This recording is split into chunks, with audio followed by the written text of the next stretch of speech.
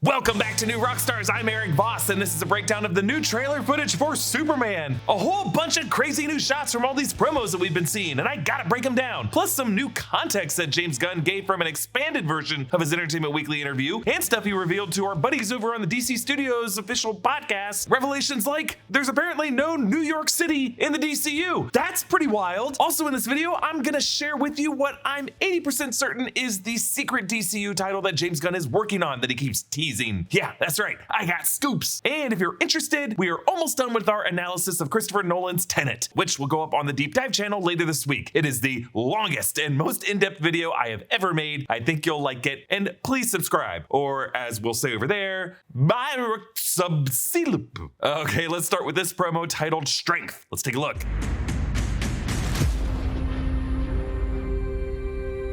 You were out there helping them?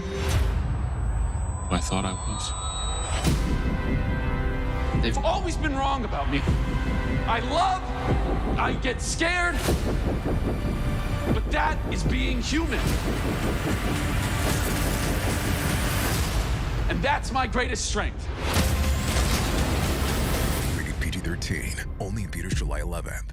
Okay, so this June 20th Strength promo opens with a new shot of Superman flying high speed across the Arctic ice, either toward or away from the Fortress of Solitude. James Gunn revealed that the trailer promo shot of Superman flying through the Arctic region, where he did a whole bunch of barrel rolls past the icy cliffs, the shot that some online criticized the distortion on David Cornsweet's face, saying that he looked like a smushy John Krasinski, that shot was actually removed from the movie. James Gunn said, quote, "It was a TV commercial and it wasn't a finished VFX shot. I didn't love the shot, so it's not even the shot that's in the movie." But James Gunn went on to clarify that he didn't remove this entire flight sequence and rather just swapped out that shot of David Cornsweet with an updated one where he looks better. And I think that was actually the one included in this June 23rd obsession spot right at this part. Another thing that I was pretty surprised to learn from James Gunn is that the first shot of the movie is the first shot from the very first teaser, the scene shown at CinemaCon, and apparently the first thing that James Gunn wrote, Superman's landing in the snow and Krypto running up to him and taking him back to the Fortress of Solitude with the robots. James Gunn confirmed this to Rolling Stone. Next, there's a new shot of Lois during the interview scene asking Superman, "You were out there helping them?" And Superman, choked up, says, "I thought I was." This is part of the extended scene where Lois interviews Clark as Superman. We know that the two have been dating for 3 months at this point. So there's a level of candor and brutal honesty between the couple that there wouldn't be if they were at the very beginning of their relationship. Rachel Brosnahan appeared on Kelly Clarkson last week and showed another clip of that scene. You've gotten a lot of heat on social media lately. I don't read that stuff. Superman doesn't have time for selfies. Third person.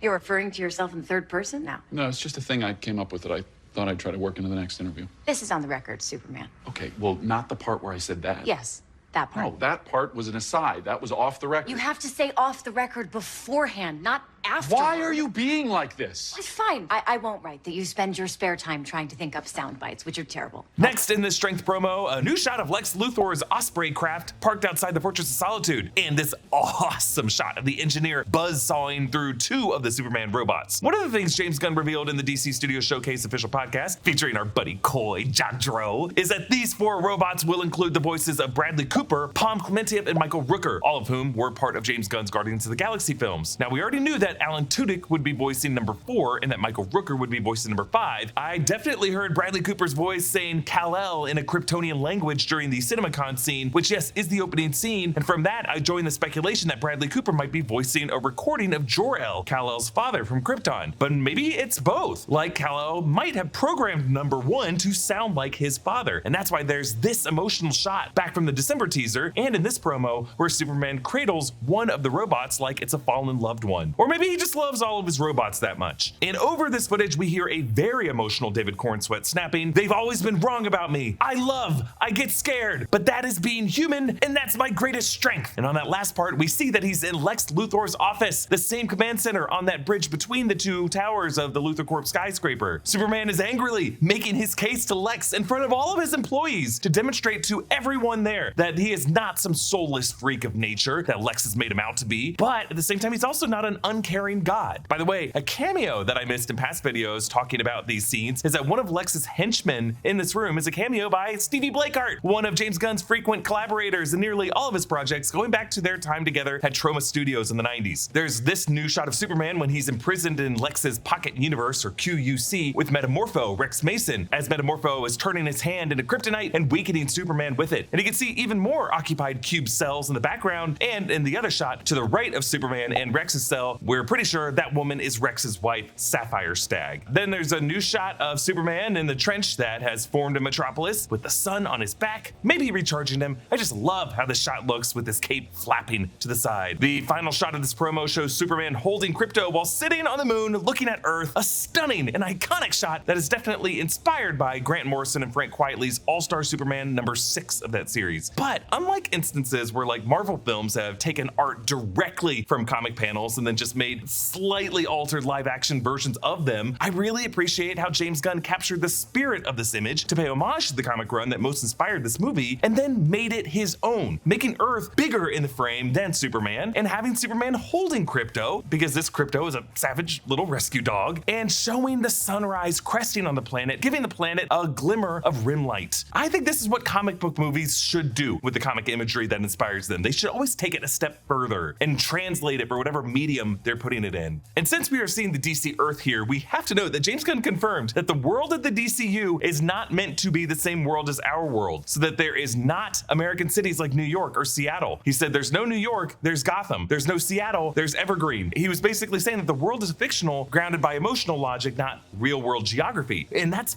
very interesting, because presumably there will still be a Washington DC, because there's a US president, there's probably a White House, there's like a Defense Department and a Pentagon. And yes, there are US states. Obviously Kansas is where Smallville is, Metropolis is in Delaware, Gotham is in New Jersey, but there have been versions in the comics of the DC Earth where Gotham exists alongside cities like New York. Like Gotham is in southern New Jersey, New York would be on the other side of northern New Jersey. But that's not the case here. Gunn is doing something different. He is committed to this being an entirely fictional geography based on the world map that we know, but with completely different cities that he will populate and decide where exactly they are. And Evergreen, by the way, is the town in Washington state where Peacemaker is set. Also on the West Coast, James Gunn has established Star City in the Creature Commando series, which is a Northern California city home to the Green Arrow. Okay, let's move on to this June 21st spot called Lois. We have to stop Lex. Ready? Let's do it. July 11th. Summer is Buckle up. looking up. You have a dog?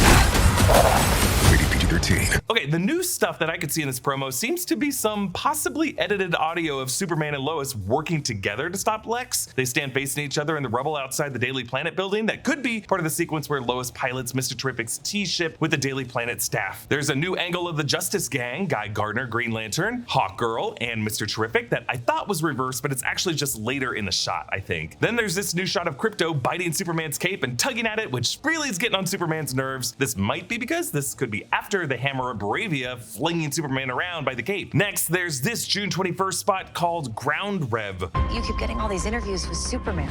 Eventually, people are gonna figure it out. But the glasses. Superman, I'm gonna take everything from you. Good luck with that.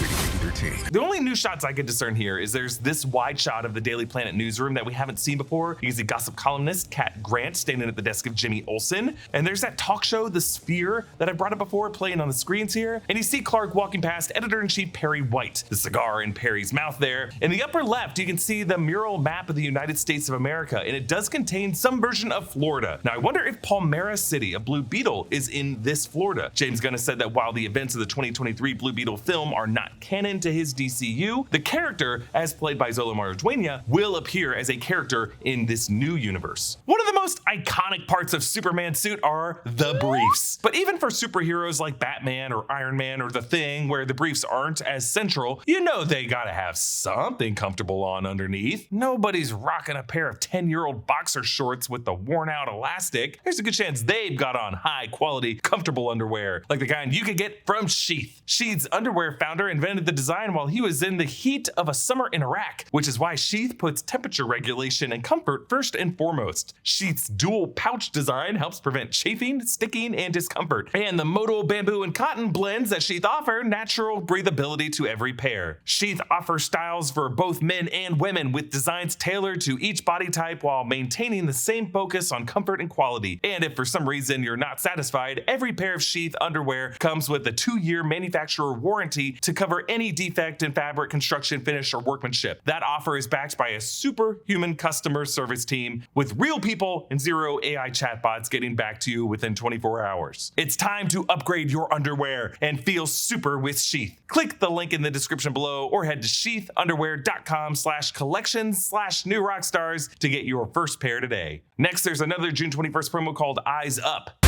Superman, I'll destroy you. Your obsession with me is getting a little creepy.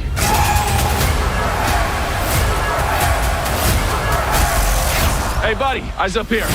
Rated PG-13 in theaters everywhere July 11th. All right, new shots from this one include Lex and Ultraman walking through the QUC prison, the quantum unfolding chamber, and now Superman standing face to face with him, calling out Lex's obsession with him. Corin Sweat really seems to be using the lower register here, maybe because he's right up in Lex's face, or maybe because he's using intimidation. Let's look at another promo from June 22nd that I found online. Hey, buddy, eyes up here. He kicked Superman's butt. He didn't completely kick Superman's butt. Superman is the most powerful being on Earth. With a cocky grin and a stupid outfit, I will destroy him. Krypto! You rock that dog, man! Rated PG-13. The Hammer of Baravia throws Superman around by his cape, and we see Clark defending that previous day's battle with Jimmy Olsen. They are talking about the Hammer of Baravia in this conversation because this is a scene where Clark walks into the Daily Planet offices with the newspaper headline that we know is about the Hammer of Baravia, which would have happened the day before. I also love how Clark's chair squeaks because he probably just takes the shitty office chair and because my man is stacked. And the last spot we will look at is this June 23rd spot called Obsession. Superman's not a man. He's an it. A thing in a stupid outfit and a cocky grin that somehow become the focal point of the entire world. I will destroy him. Your obsession with me is getting a little creepy.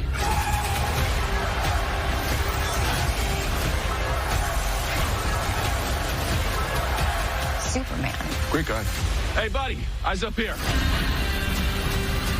Rated PG-13, July 11th. Okay, you're gonna have to just forgive the double compressed footage here, but for the love of God, do not get into it with the angry people on social media complaining about how Superman's face looks here. This is really just an effect from a shot being more exposed than we're used to shots being exposed, and the fact that they're using the Leica Tri-MR lens. Hey, watch this video where I explain why it looks like this and why it's actually okay if it looks weird to you. And there's a new angle where Superman carries the woman he saves to the rooftop as the kaiju marches behind them, and a few more shots of Superman fighting Ultraman in the baseball field, getting sucker punched. Now, let's wrap up here with a few other things that James Gunn confirmed on the DC Studio Showcase podcast. Gunn confirmed a few unannounced projects are still in motion, and none of these are part of the original slate of anything he promised would be happening in his Gods of Monsters plan. He said one is a project that is his personal favorite, not revealed yet. He said another is in final scripting, and one is something he is currently writing, likely his next film, like the next film he will direct. And James Gunn told Entertainment Weekly that of these unannounced projects, quote, "My favorite thing has not been announced at all. One of the scripts people kind of know about, the other script people don't know about. So it's mostly stuff people don't know about. A couple of those things announced in January 2023 are in pretty good shape in terms of coming up, but there was one thing that I knew about from the very beginning that when I pitched to David Zaslav what the DCU would be, I pitched to him, but we did not announce in that first meeting because I felt like it was too easy to rip off by another company. And so that's one of the main things. Okay, so as we try to figure out what this mystery DCU movie is that has not been teased or talked about in any of the interviews James Gunn has done, we have to look at the words "too easy to rip off by another company." That's a big clue phrase there. Because if we're talking about a DC Studios project here, how could any other company like Marvel or its parent company Disney or Universal, Sony, Netflix, Paramount, Apple, any of them, how could they rip it off? Could James Gunn be saying rip off the idea of it the way some have said that Marvel and Sony ripped off the general idea of past era multiverse crossovers in the Flash movie and put it into a Spider-Man No Way Home movie that they were just able to get out faster. I would say maybe, but James Gunn is now in a position where he can move way faster than any of those other studios can, because he is in the unique position of being a studio head and a writer-director himself. Like, if he wants something to happen, he can just quickly write a treatment and a script and approve it himself and rush it out into production. So I think what James Gunn is actually referring to is an IP that exists in the public domain, something that DC Studios has the rights to, but because the character is based on something that came out long enough ago, other film studios might also have the rights to it. What I'm referring to is what I think was James Gunn's favorite character if you watch Creature Commandos, the Bride. Frankenstein and the Bride of Frankenstein in their cinematic forms have historically been Universal film properties, but they are also characters that have their own versions from DC Comics, and those are the versions that James Gunn adapted for Creature Commandos. And because they are based on the writings of Mary Shelley from the 19th century, they are now old enough to be considered what's called public domain, that Warner Brothers and Universal can each develop properties around them, so long as they're sticking to some clear rules. Specifically, The Bride of Frankenstein was something that was most famously created by Universal Films, the version we are used to seeing with, the lightning streak up the hair, but in Mary Shelley's writings, there was an implication that the monster wanted Victor Frankenstein to make a bride for him. And that is why the DC version, the version in Creature Commandos, only ever refers to her as just the Bride. And I think James Gunn is very aware of the fact that Universal has always been looking for ways to monetize what they've considered their dark universe. And especially with a new Epic Universe park that just opened in Orlando, the Monsters Unchained ride in that park really seems like future IP in the making. Specifically, before Gunn's time at Marvel Studios, his biggest month ever as a screenwriter was when Dawn of the Dead and his second Scooby-Doo movie that he wrote came out, making him the first screenwriter in history to have two different back-to-back #1 films at the box office. That second Scooby-Doo movie, its title was Monsters Unleashed. So unleashing monsters from Lex Luthor's QUC, I have long theorized, is Gunn's Gods and Monsters plan. He wants to flood the Metropolis, the Gotham, the Star City, all of these places of his DCU with monsters. Monsters that we might have sympathetic feelings toward. If you look at all of the movies James Gunn has ever made, he always bakes in that Mary Shelley theme of sympathy for the monster. So you can see why this director might feel a little cagey when Universal has something called Monsters Unchained that incorporates public domain versions of characters that he's also working with. In all of his interviews, when he's answering different questions, James Gunn has gone on and on about his love of body horror, his desire to get back to telling a smaller story. And as a studio head, after making a mega huge film like Superman, I am thinking that his hope is that if it makes enough money, he might feel justified in his next script being just a smaller passion project. So yeah, I'm like 80% certain that one of these unannounced titles that James Gunn is writing is a movie about the Bride. Hey, New Rockstars now has an audio-only podcast called The Danger Room, where myself and others from the New Rockstars network are getting into some tangential chats and rants and just shop talk that we feel were just a bit too off topic for our YouTube channels and would just work better as an audio podcast where listeners would know what they're getting into. We're offering The Danger Room as our very first show on our new paid subscription audio service that we're trying out called NR Underground. The first episode is free to listen wherever you listen to New Rockstars on podcast, on our sneak peek feed, link in the description. Listen to that, and if you like it, and if you are able to support this experiment, you can subscribe to get the rest of the episodes. We're still going to be a YouTube-focused operation. This is just a side project that you can totally opt out of and not miss anything. And if you're an executive producer here on YouTube, like the wonderful Rick Denmon, thank you, by the way. You have been contacted by our team through a community post on how to transfer your support to us on New Rockstars Underground if you want, and you'll still get all your member benefits that you get here if you want them. Follow me at EA Voss and subscribe to all the channels in the New Rockstars network for breakdowns and news coverage of everything you love. Thanks for watching, and I'll see you next time. Bye.